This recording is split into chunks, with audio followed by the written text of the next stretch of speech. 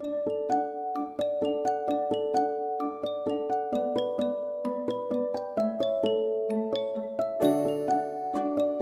தி Lord. நாள் 90, March 31ஆம் தேதிக்கான வேத பகுதி 1 ராஜாக்கள் 5ஆம் அதிகாரம் முதல் 7ஆம் அதிகாரம் வரை. அதிகாரம் 5.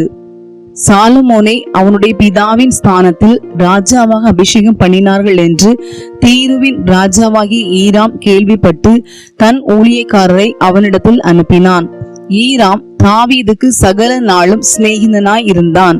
அப்பொழுது சாலமோன் ஈராமினிடத்தில் ஆட்களை அனுப்பி, என் தகப்பனாகிய தாவீதின் சத்துருக்களை கர்த்தர் அவருடைய பாதங்களுக்கு கீழ்ப்படுத்தி விடுமளவும் அவர்கள் தம்மை சுற்றிலும் செய்கிற யுத்தத்தினால் அவர் தம்முடைய தேவனாகிய கர்த்தருடைய நாமத்திற்கு ஆலயத்தை கட்ட அவருக்கு கூடாதிருந்தது என்று நீர் அறிந்திருக்கிறீர். ஆனாலும் இப்பொழுதோ என் தேவனாகிய கர்த்தர் எங்கும் எனக்கு இளைப்பாறுதலை தந்தார். விரோதியும் இல்லை, இடையூறும் இல்லை. ஆகையால் நான் உன் ஸ்தானத்தில் உன் சிங்காசனத்தின் மேல் வைக்கும் உன் குமாரனே என் நாமத்திற்கு ஆலயத்தை கட்டுவான் என்று கர்த்தர் என் தகப்பனாகிய தாவீதினிடத்தில் சொன்னபடியே என் தேவனாகிய கர்த்தரின் நாமத்திற்கு ஆலயத்தை கட்ட வேண்டும் என்று இருக்கிறேன். ஆதலால் லீபனோனில் எனக்காக கேதுரு மரங்களை வெட்ட கட்டளையிடும். சீதோனியரை போல மரவெட்டு வேலை அறிந்தவர்கள் எங்களுக்குள்ளே ஒருவருமில்லை என்பது உமக்கு தெரியும். அதற்காக என் வேலைக்காரர் உம்முடைய வேலைக்காரரோடு இருப்பார்கள். நீர் சொல்வதின்படியெல்லாம் உம்முடைய வேலைக்காரரின் சம்பளத்தை உமக்கு கொடுப்பேன் என்று சொல்ல சொன்னான். ஈராம் சாலமோனின் வார்த்தைகளை கேட்டபோது மிகவும் சந்தோஷப்பட்டு அந்த ஏராளமான ஜனங்களை ஆளும்படி தாவீதுக்கு ஒரு ஞானமுள்ள குமாரனை கொடுத்த கர்த்தர் இன்று ஸ்தோத்திரிக்கப்படுவாராக என்று சொல்லி ஈராம் சாலோமோனிடத்தில் மனுஷரை அனுப்பி, நீர் எனக்கு சொல்லி அனுப்பின காரியத்தை நான் கேட்டேன். கேதுரு மரங்களுக்காகவும் தேவதாரி விருட்சங்களுக்காகவும் உம்முடைய விருப்பத்தின்படியெல்லாம் நான் செய்வேன். என் வேலைக்காரர் லீபனோனில் இருந்து அவைகளை இறக்கி கடலிலே கொண்டு வருவார்கள். அங்கே நான் அவைகளை தெப்பங்களாக கட்டி நீர் நியமிக்கும் இடத்துக்கு கடல் வழியாய் அனுப்பி அவைகளை அவிழ்த்து ஒப்பிப்பேன். அங்கே நீர் அவைகளை ஒப்புக்கொண்டு என் ஜனங்களுக்கு ஆகாரம் கொடுத்து என் விருப்பத்தின்படி செய்ய வேண்டும் என்று சொல்ல சொன்னான். அப்படியே ஈராம் சாலமோனுக்கு வேண்டிய மட்டும் கேதுரு மரங்களையும் தேவதாரி விருட்சங்களையும் கொடுத்து கொண்டு வந்தான். சாலமோன் ஈராமின் அரண்மனை போஜனத்திற்காக 20,000 கலம் கோதுமையையும் இடித்து பிழிந்த ஒலிவ மரங்களின் 20 கல எண்ணெயையும் கொடுத்தான். இப்படி சாலமோன் ஈராமுக்கு வருஷாந்தரம் கொடுத்து வந்தான். கர்த்தர் சாலமோனுக்கு சொல்லி இருந்தபடியே அவனுக்கு ஞானத்தை தந்துருளினார். ஈராமுக்கும் சாலமோனுக்கும் சமாதானம் உண்டாயிருந்து இருவரும் உடன்படிக்கை பண்ணி கொண்டார்கள்.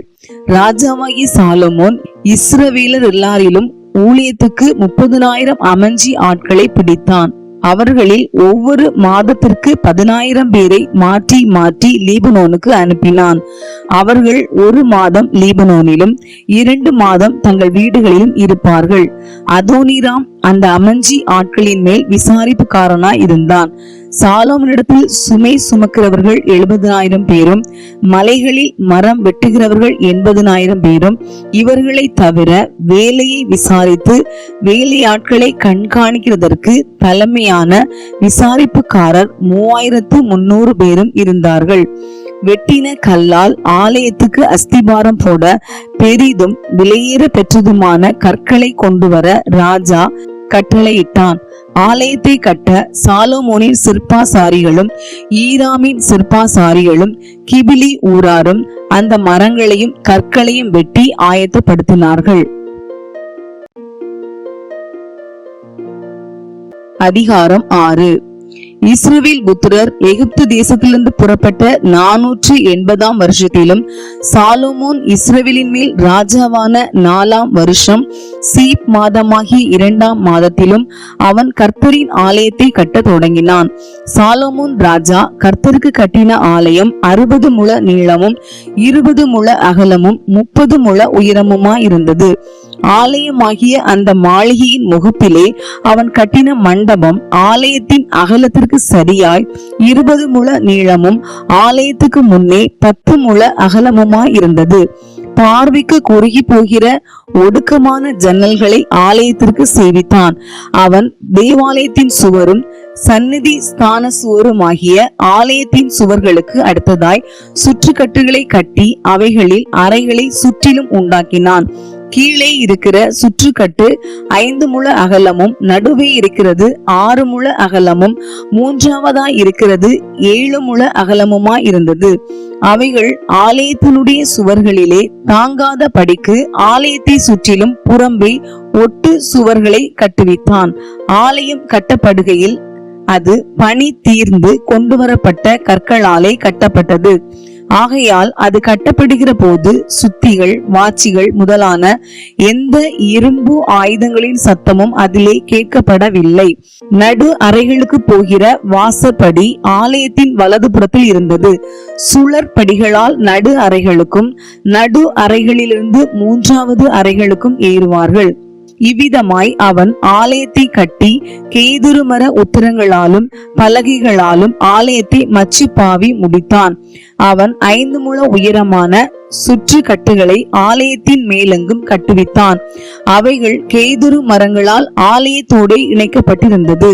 அப்பொழுது கர்த்தருடைய வார்த்தை சாலமோனுக்கு உண்டாயிற்று. அவர், நீ என் கட்டளைகளின்படி நடந்து என் நீதி நியாயங்களை நிறைவேற்றி என் கற்பனைகளின் படியெல்லாம் நடந்து கொள்ளும் படிக்கு அவைகளை கை கொண்டால் நீ கட்டுகிற இந்த ஆலயத்தை குறித்து நான் உன் தகப்பனாகிய தாவீதோடே சொன்ன என் வார்த்தையை உன்னிடத்தில் நிறைவேற்றி இஸ்ரவேல் புத்திரர் நடுவில் வாசம் பண்ணி என் ஜனமாகி இஸ்ரவேலை கைவிடாதிருப்பேன் என்றார். அப்படியே சாலோமோன் ஆலயத்தை கட்டி முடித்தான். ஆலயத்து சுவர்களின் உட்புறத்தை தளம் தொடங்கி சுவர்களின் மேல்மச்சு மட்டும் கேதுரு பலகைகளால் மூடி இப்படி உட்புறத்தை மர வேலையாக்கி ஆலயத்தின் தளத்தை தேவதாரி விருட்சங்களின் பலகைகளால் தளவரிசைப்படுத்தினான். தளவரிசை தொடங்கி சுவர்களின் உயரம் மட்டும் ஆலயத்தின் பக்கங்களை தொடர்ந்திருக்கிற 20 முழ நீளமான மறைப்பையும் கேதுரு பலகைகளால் உண்டாக்கி உட்புறத்தை மகா பரிசுத்தமான சந்நிதி ஸ்தானமாக கட்டினான். அதில் முன்னிருந்த தேவாலயமாகிய மாளிகை 40 முழ நீளமாயிருந்தது. ஆலயத்திற்குள் இருக்கிற கேதுரு மரங்களில் மொக்குகளும் மலர்ந்த பூக்களுமான சித்திரவேலை செய்திருந்தது. பார்வைக்கு ஒரு கல்லாகிலும் காணப்படாமல் எல்லாம் கேதுரு மரமாய் இருந்தது. கர்த்தருடைய உடன்படிக்கை பெட்டியை வைக்கிறதற்கு ஆலயத்துக்குள்ளே சந்நிதி ஸ்தானத்தை ஆயத்தப்படுத்தினான். சந்நிதி ஸ்தானம் முன்புறம் மட்டும் 20 முழ நீளமும் 20 முழ அகலமும் 20 முழ உயரமுமாய் இருந்தது. அதை பசும்பொன் தகட்டால் மூடினான். கேதுரு மர பலிபீடத்தையும் அப்படியே மூடினான். ஆலயத்தின் உட்புறத்தை சாலமோன் பசும் பொன் தகட்டால் மூடி சந்நிதி ஸ்தானத்தின் மறைப்புக்கும் பொன் சங்கிலிகளை குறுக்கே போட்டு அதை பொன் தகட்டால் மூடினான். இப்படி ஆலயம் முழுவதும் கட்டி தீரு மட்டும் அவன் ஆலயம் முழுவதையும் பொன் தகட்டால் மூடி சந்நிதி ஸ்தானத்திற்கு முன்பாக இருக்கிற பலிபீடத்தை முழுவதும் பொன் தகட்டால் மூடினான். சந்நிதி ஸ்தானத்தில் ஒலிவ மரங்களால் 2 கேருபீன்களை செய்து வைத்தான். ஒவ்வொன்றும் 10 முழ உயரமாய் இருந்தது. கேருபீனுக்கு இருக்கிற ஒரு செட்டை 5 முழமும் கேருபீனின் மற்ற செட்டை 5 முழமுமாய் இப்படி ஒரு செட்டையின் கடைசி முனை தொடங்கி மற்ற செட்டையின் கடைசி முனை மட்டும் 10 முழமாய் இருந்தது. மற்ற கேருபீனும் 10 முழமாய் இருந்தது. 2 கேருபீன்களும் ஒரே அளவும் ஒரே திட்டமுமாய் இருந்தது. ஒரு கேருபீன் 10 முழ உயரமாய் இருந்தது. மற்ற கேருபீனும் அப்படியே இருந்தது. அந்த கேருபீன்களை உள் ஆலயத்திலே வைத்தான். கேருபீன்களின் செட்டைகள் விரித்திருந்ததினால் ஒரு கேருபீனின் செட்டை ஒரு பக்கத்து சுவரிலும் மற்ற கேருபீனின் செட்டை மறு பக்கத்து சுவரிலும் தொடத்தக்கதா இருந்தது. ஆலயத்தின் நடு மையத்தில் அவைகளின் செட்டைகள் ஒன்றோடொன்று தொடத்தக்கதா இருந்தது. அந்த கேருபீன்களை பொன் தகட்டால் மூடினான். ஆலயத்தின் சுவர்களை எல்லாம் அவன் சுற்றிலும் உள்ளும் புறம்புமாக கேருபீன்களும் பேரிந்துகளும் மலர்ந்த பூக்களுமான சித்திரங்களும் கொத்து வேலைகளுமாக்கினான். உள்ளும் புறம்புமாய் இருக்கிற ஆலயத்து தளவரிசையையும் பொன் தகட்டால் மூடினான். சந்நிதி ஸ்தானத்தின் வாசலுக்கு ஒலிவ மரங்களால் இரட்டை கதவுகளை செய்தான். மேல் சட்டமும் நிலைகளும் மறைப்பின் அளவில் 1/5 இருந்தது.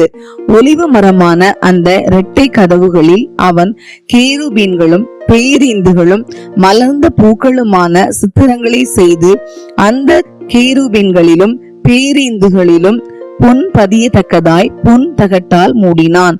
இப்படி தேவாலயத்தின் வாசலுக்கும் ஒலிவமர நிலைகளை செய்தான். அது சுவர் அளவில் 4/4 இருந்தது. அதன் 2 கதவுகளும் தேவதாரி பலகைகளால் செய்யப்பட்டிருந்தது. ஒரு கதவுக்கு 2 மடிப்பு பலகைகளும் மற்ற கதவுக்கு 2 மடிப்பு பலகைகளும் இருந்தது. அவைகளில் கேருபீன்களும் பேரிந்துகளும் மலர்ந்த பூக்களுமான சித்திர வேலையை செய்து சித்திரங்களுக்கு சரியாக செய்யப்பட்ட பொன் தகட்டால் அவைகளை மூடினான். அவன் உட்பிரகாரத்தை 3 வரிசை வெட்டின கற்களாலும் 1 வரிசை கேதுரு பலகைகளாலும் கட்டினான்.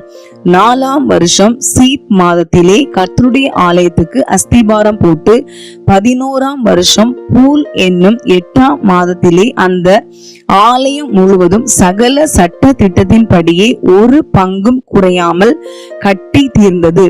அவன் அதை கட்டி முடிக்க 7 வருஷம் சென்றது.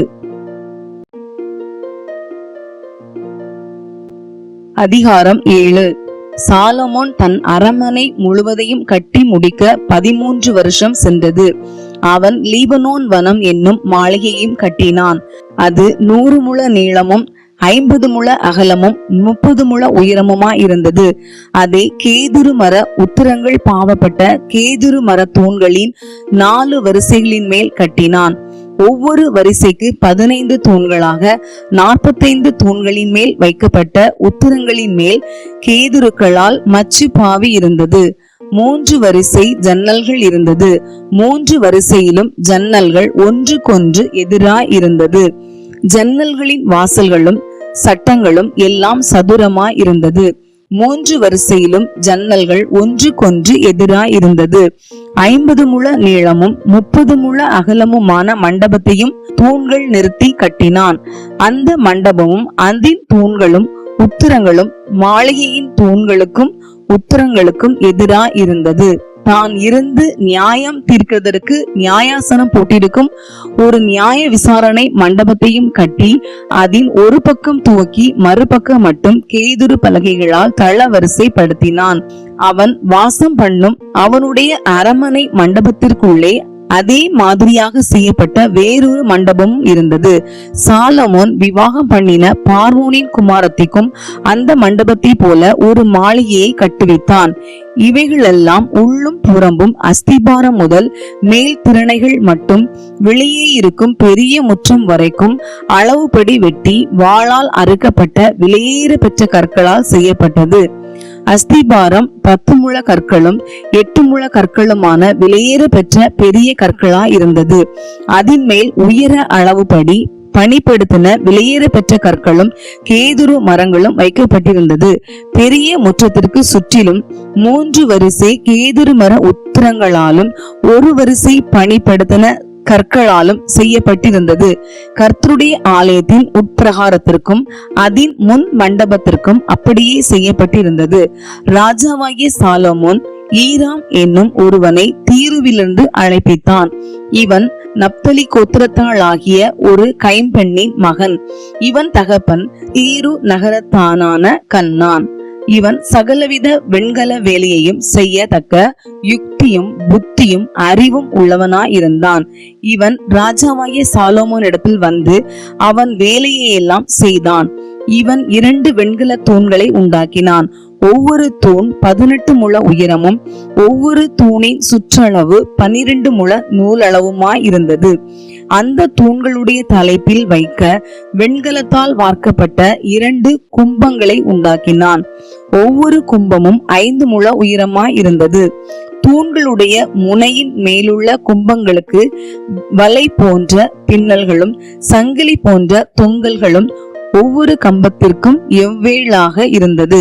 தூண்களை பண்ணின விதமாவது, தலைப்பின் மேலுள்ள கும்பங்களை மூடும்படிக்கு கும்பங்கள் ஒவ்வொன்றிலும் பின்னலின் மேல் சுற்றிலும் 2 வரிசை மாதுளம் பழங்களை செய்வித்தான். மண்டபத்தின் முன்னிருக்கும் அந்த தூண்களுடைய தலைப்பின் மேலுள்ள கும்பங்கள் லீலி புஷ்பங்களின் வேலையும் 4 முழ உயரமுமாய் இருந்தது. 2 தூண்களின் மேலுள்ள கும்பங்களில் செய்யப்பட்ட பின்னலுக்கு அருகே இருந்த இடத்தில் விம்மிய 200 மாதுளம் பழங்களின் வரிசைகள் சுற்றிலும் இருந்தது. மற்ற கும்பத்திலும் அப்படியே இருந்தது. அந்த தூண்களை தேவாலய வாசல் மண்டபத்தில் நிறுத்தினான். அவன் வலது புறத்தில் நிறுத்தின தூணுக்கு யாகீன் என்றும் இடது புறத்தில் நிறுத்தின தூணுக்கு போவாஸ் என்றும் பெயரிட்டான். தூண்களுடைய சிகரத்தில் லீலி புஷ்ப வேலை செய்யப்பட்டிருந்தது. இவ்விதமாய் தூண்களின் வேலை முடிந்தது. வெண்கல கடல் என்னும் தொட்டியையும் வார்ப்பித்தான். சுற்றிலும் சக்கராகாரமான அதனுடைய ஒரு விளிம்பு தொடங்கி மறு விளிம்பு மட்டும் அகலம் 10 முழமும் உயரம் 5 முழமும் சுற்றளவு 30 முழ நூலளவுமா இருந்தது. அந்த கடல் தொட்டியை சுற்றி விளிம்புக்கு கீழே அதை சுற்றிலும் மொக்குகள் ஒவ்வொரு முழத்திற்கு 10 10ஆக செய்யப்பட்டிருந்தது. வார்க்கப்பட்ட அந்த மொக்குகளின் வரிசைகள் 2 தொட்டியோடு ஒன்றாய் வார்க்கப்பட்டிருந்தது. அது 12 ரிஷபங்களின் மேல் நின்றது.